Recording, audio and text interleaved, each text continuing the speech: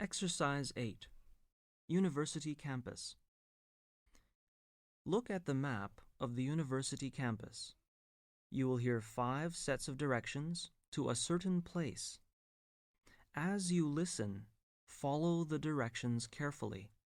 Then write the letters next to the names of the places below. Conversation 1. Susan is a new student. She goes to the university to register. Excuse me, can you help me? I'm looking for the registration office. Maybe I can. I think it's in the administration building. Are you a new student? Yes, I am. Well, look, here is the map of the campus. We're at the entrance now. The building we face is the Students' Union.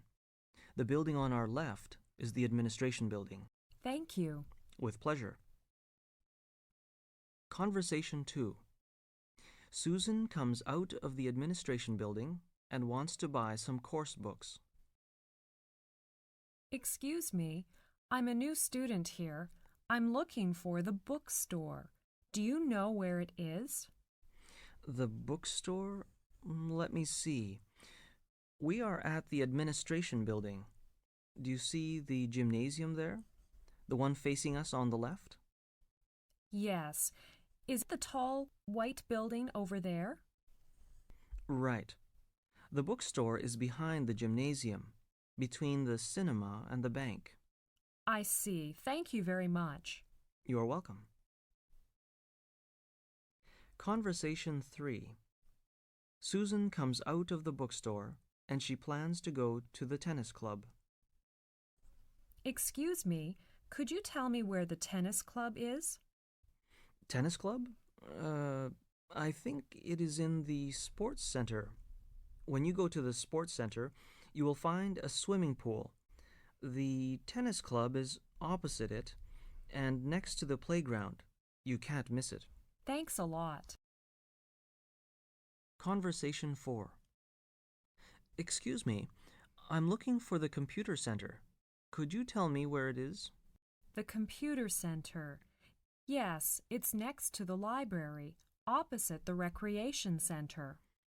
Next to the library, opposite the recreation center. Yes, that's right. Thank you very much. Conversation 5. Excuse me, could you tell me where the cafeteria is?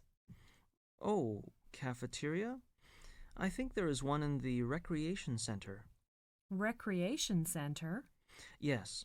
When you come to the recreation center, you will see 3 buildings there. The middle one has a cafeteria. You can see a big signpost there. You can't miss it. Thank you very much. Exercise 9. Music in New Orleans. Listen to the conversation and fill in the missing information in the notes below. Hi, Mike. Do you like jazz? Yes, very much. And I like to dance to jazz, too. Do you know who first started to play jazz? Yes, of course. The African Americans. Do you know when and where? Yes.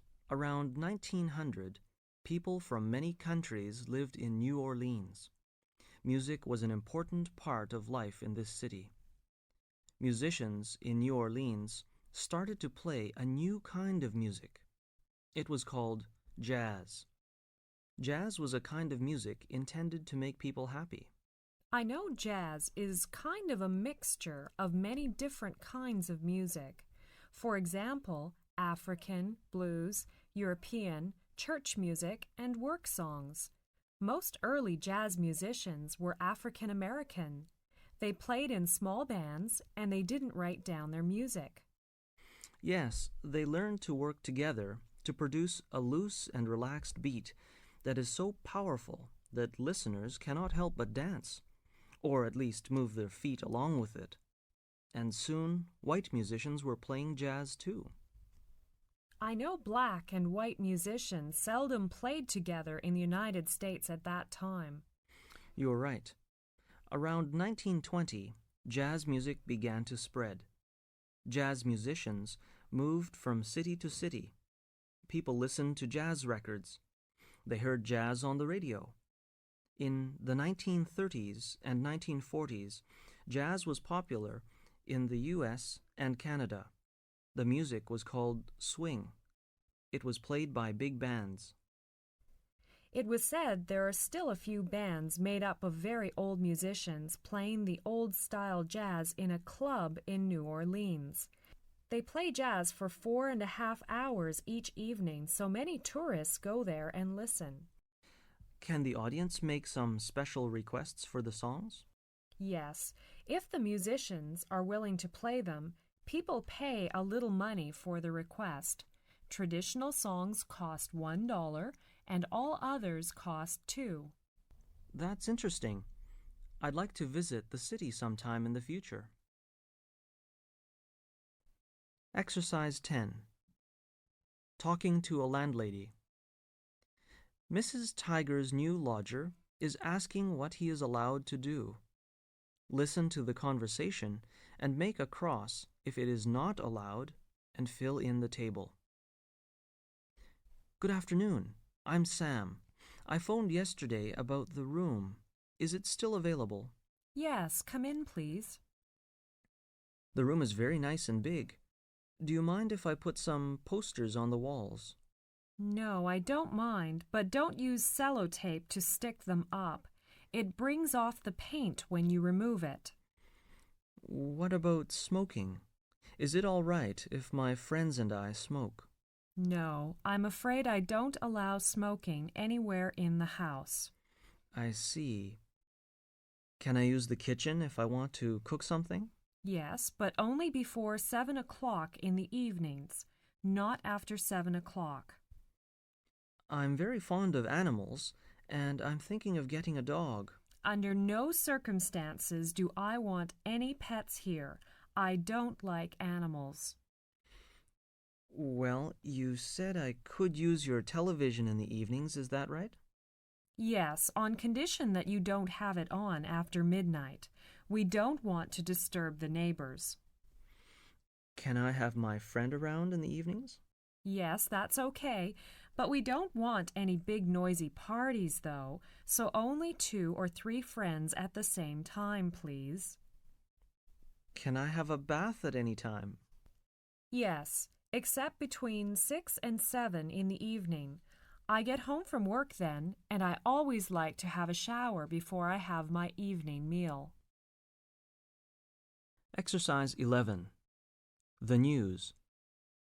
Listen to the news and tick the 3 items which are mentioned in the headlines, and then fill in the gaps by writing no more than 3 words in the spaces provided. This is the 6 o'clock news for Thursday, and first the headlines are: A powerful earthquake rocked the U.S. Northwest on Wednesday. Frightened people ran into the streets of Seattle. Earthquake officials said British Columbia felt the shock but escaped any serious damage. Transport workers are on strike in Vancouver over a pay claim, and the strike looks set to spread to all of BC. In Moscow, Russian officials gave the green light on Wednesday to California millionaire Dennis Tito to become the first tourist in space. Now here's the news in detail. A strong earthquake hit Seattle at 10:54 a.m. on Wednesday.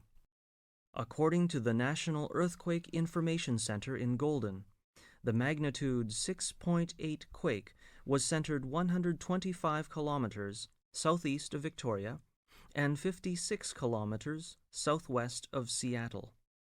About 250 people were reported injured in Seattle and Olympia.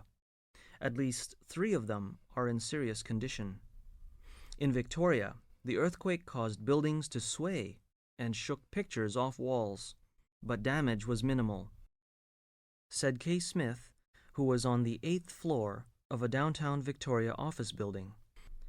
I thought the building was going to sway and topple over. Yet others didn't feel a thing. A spokesman said that at least 2 local people had hospital treatment for minor injuries. Russian officials gave the green light to California millionaire Dennis Tito to become the first tourist in space, despite reservations from NASA. Tito, 60, the founder of an investment firm, took his final exam.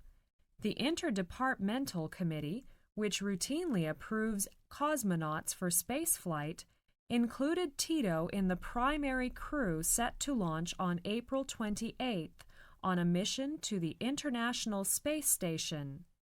Tito will reportedly pay $20 million for the flight. He will spend about a week on the station, despite objections from NASA, who felt that an amateur on board could jeopardize safety if there were an emergency. Exercise 13. Trip to Belfast. Listen to the talk and fill in the missing information in the notes below. Good morning, everyone. Welcome to Belfast. Now I will give you some information about Belfast. Belfast is one of the youngest capital cities in the world, and it has grown incredibly fast. Today, the city has a population of 400,000, nearly a third of the entire population of Northern Ireland. But in the 17th century, it was only a village. Then, during the 19th century, the development of industries like linen, rope-making, engineering, tobacco, and the sea trade doubled the town's size every 10 years. The city is well known for shipbuilding. It was here that the Titanic was built and sent out on her fatal maiden voyage. Here is your brief tour around Belfast. This morning, you will visit an art gallery, Belfast Cathedral, and City Hall. This afternoon, you will visit the zoo, and this evening, you will go to a concert at Ulster Hall. Tomorrow morning, you will visit Ulster Museum and see 9,000 years of human history in Ireland and the gold treasure of the 16th century Spanish warship which was recovered off the coast of Antrim in 1968. In the afternoon, you will go to the Botanic Gardens and you will walk among rare plants. Some of the tropical plants are 100 years old. And then you will visit the Palm House. It was built in 1850. You will have a free evening, so you can go to some local pubs.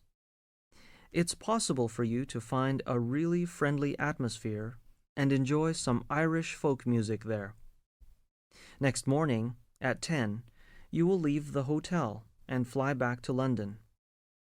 I hope you will enjoy the 2-day tour. Thanks.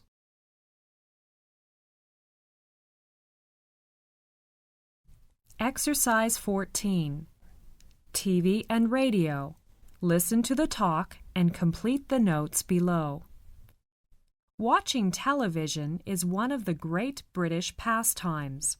Broadcasting in the United Kingdom is controlled by the British Broadcasting Corporation, known as the BBC, and the Independent Broadcasting Authority, known as IBA.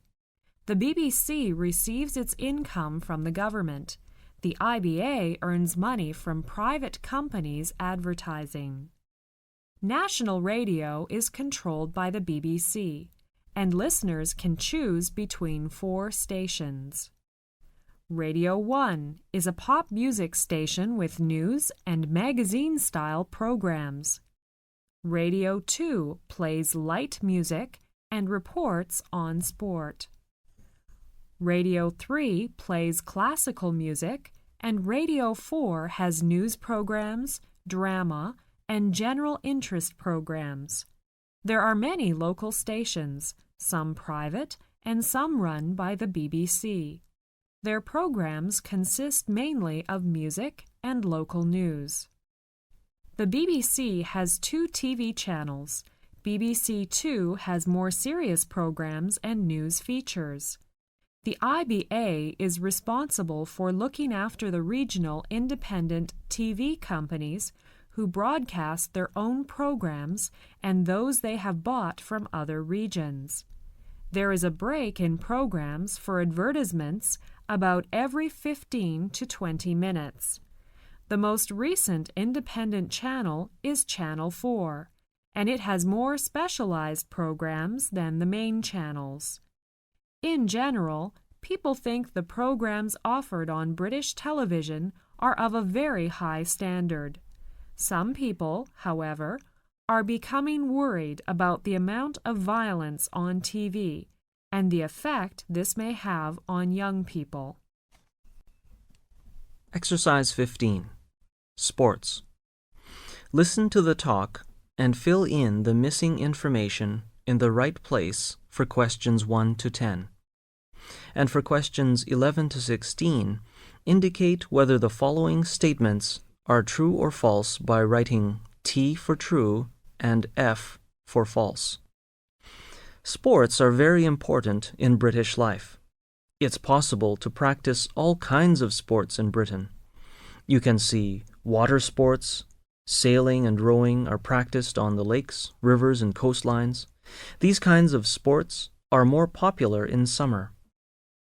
Walking, rock climbing, and horse riding are all good ways to explore the landscape. Nearer your home, you will certainly find outdoor pitches for football, cricket, and other team games. Tennis is played on outdoor courts in the summer, while squash has become a popular game in recent years, as it can be played year-round on indoor courts. Most colleges and towns will also have indoor swimming pools, and some have ice skating rinks. Many colleges have their own extremely impressive sports facilities, and this is the best place to find what is available. For example, most universities have a day at the start of the year when all the clubs and societies advertise their activities, and you can go round and choose which you would like to join. The most popular outdoor spectator sports are football and horse racing. Most large towns have their own football team and ground, while race courses are found in the country and outside most major cities. All forms of motor racing are also popular.